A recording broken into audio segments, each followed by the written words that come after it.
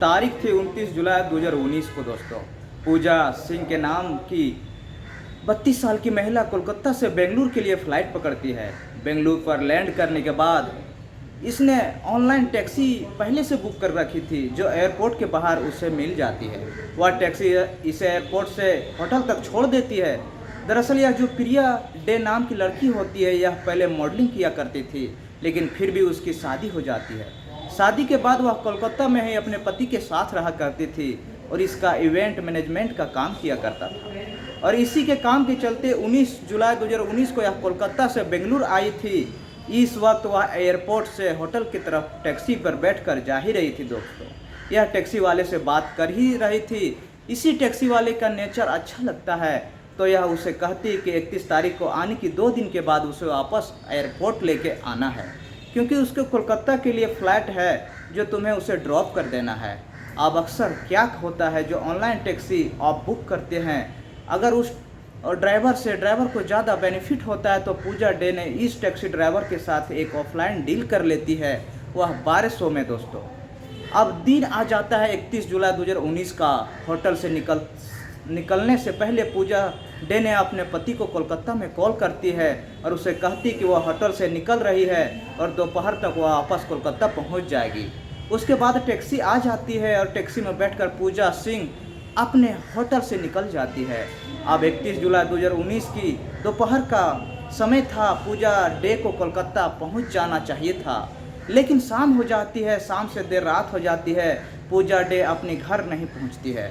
उसका पति लगातार उसे दोबारा मोबाइल पर फ़ोन लगा रहा था, लेकिन दोनों ही मोबाइल स्विच ऑफ आ रहे थे और यही नहीं, कुछ अनहोनी की तरफ आशंका जताई जा रही थी। अब पूजा सिंह का जो पति होता है वह पूजा सिंह के जितने भी फ्रेंड होते हैं, उनके साथ काम करने वाले लोग होते हैं, उन सभी को कॉल करके पूजा के बारे में पूछता है दोस्तों।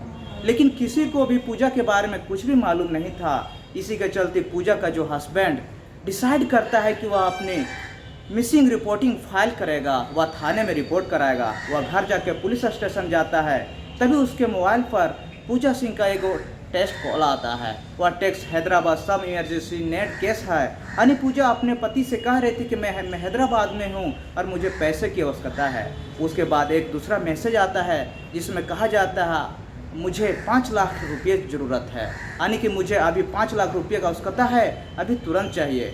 अब यहाँ तक देखने में सारी चीज़ें नॉर्मल लग रही थी। पूजा शायद पैसों के बाद हैदराबाद गई होगी, आवश्यकता पड़ गई होगी, लेकिन पूजा नोटिस करता है मैसेज भेजने वाला पूजा नहीं बल्कि और कोई था।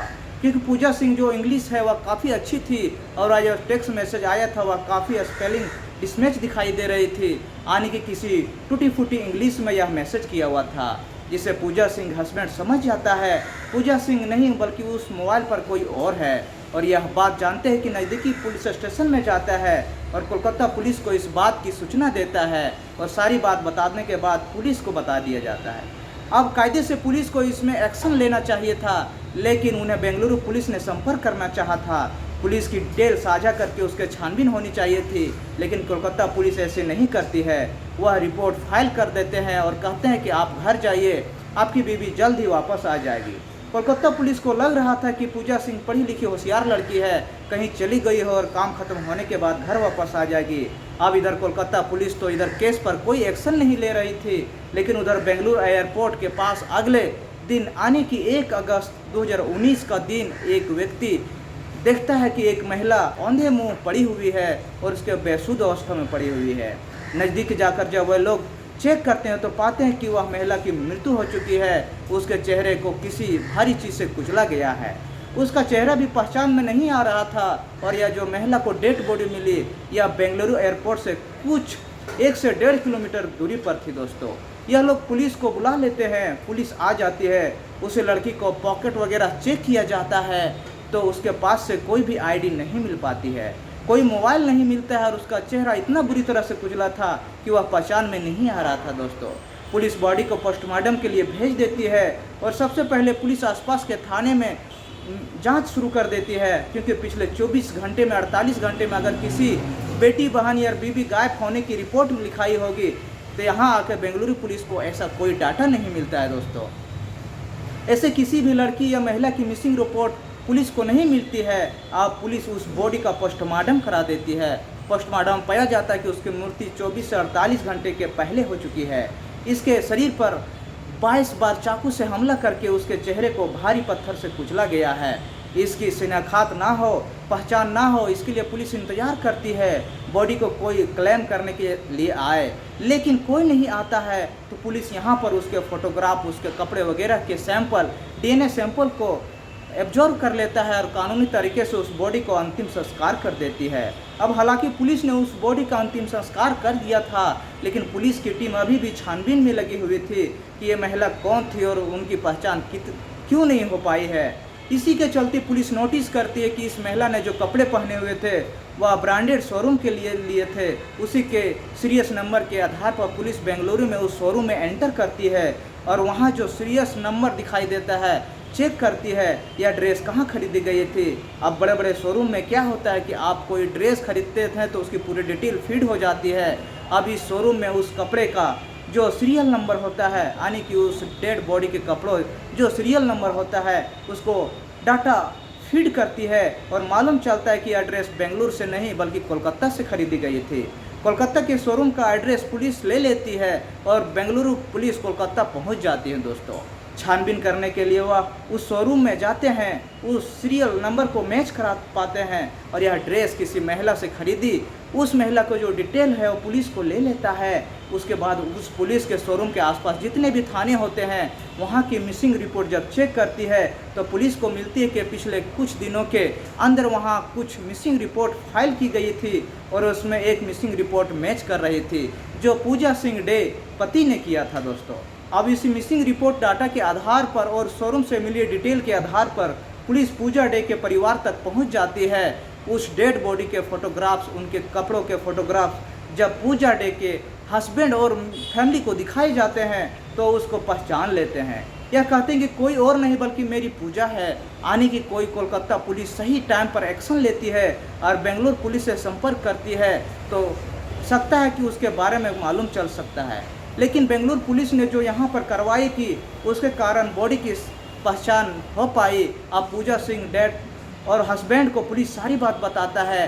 पूजा 19 जुलाई 2019 को कोलकाता से बेंगलुरु गई थी और उसके बाद 31 तारीख को वापस आना था, लेकिन वह वापस नहीं आई। इसी के आधार पर बेंगलुरु पुलिस वापस बेंगलुरु आती है और इससे पहले वह एयरपोर्ट के सीसीटीवी कैमरे चेक किया जाता है, जहां पर 29 तारीख को पूजा सिंह एयरपोर्ट से बाहर निकलती हुई दिखाई देती है और वह टैक्सी में बैठकर जाती है। उस टैक्सी को उसने ऑनलाइन बुक किया था। अब कैमरे में उस टैक्सी का नंबर जाता है तो उसके नंबर के आधार पर पूजा सिंह के मोबाइल डाटा आधार के पुलिस पर पता लगा लेती है।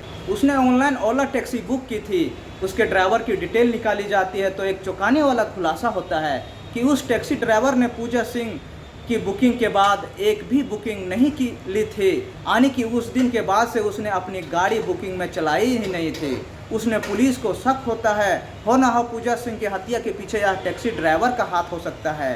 पुलिस उसके मोबाइल को ट्रैक करती है और जल्दी इस टैक्सी ड्राइवर को अरेस्ट कर लिया जाता है। इसका नाम एम नागेश था और इसकी उम्र लगभग 25 से 26 साल का था। दोस्तों, पुलिस उसको अरेस्ट करती है और उसके बाद पूजा सिंह के बारे में पूछताछ तो करती है।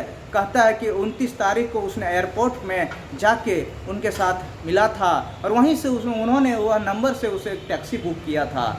जब उस पूजा सिंह के बारे में पूछा जाता है और उसके बारे में पूछा जाता है कि पूजा को पिकअप किया था तो होटल में जाकर छोड़ दिया था।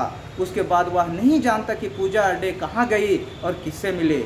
अब यहाँ तो उस ड्राइवर की बातें वेरीफाई हो रही थी, लेकिन पुलिस अब उस होटल में जाती है जहाँ पर पूजा सिंह रुकी हुई थी।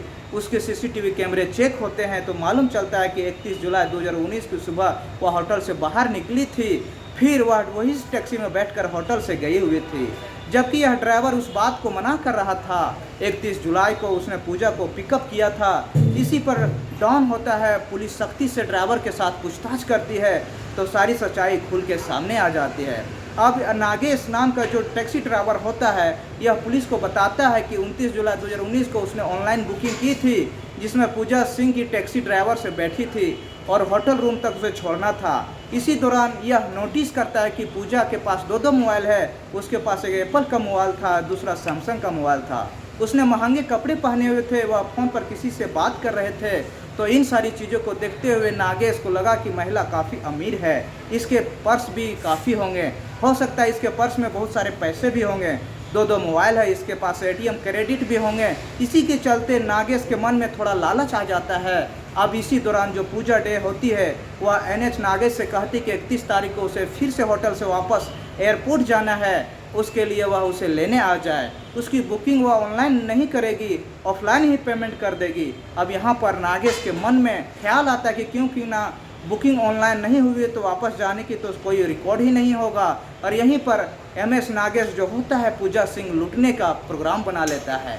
31 जुलाई 2019 को यह पूजा सिंह अपनी टैक्सी में बैठता है, लेकिन इस बारे में उसने गाड़ी में पहले से एक चाकू रखा हुआ था।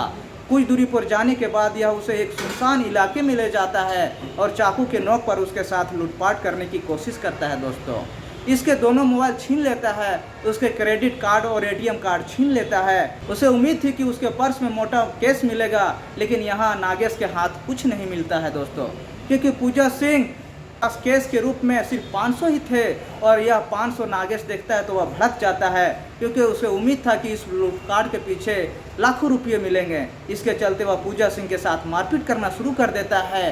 पूजा अपने आप को बचाने की कोशिश कर रही थी, वह बार बार कह रही थी कि मुझे पुलिस में रिपोर्ट करनी होगी, तुम्हें जेल हो जाएगी। इस बीच से नागेश डर जाता है और पूजा सिंह की हत्या करने का प्लान बना देता है। यह तकरीबन 22 बार चाकू से उसके ऊपर हमला करता है। हमला करने के बाद उसे एयरपोर्ट से 1.5 किलोमीटर दूर सुनसान इलाके में ले जाता है और एक बड़े पत्थर से बार बार उसके चेहरे पर कुचल दिया जाता है, पूरा चेहरा बिगाड़ देता है। उसके बाद यह दोनों मोबाइल ले लेता है, उसका एटीएम, जो भी क्रेडिट कार्ड था, पर्स वगैरह ले लेता है।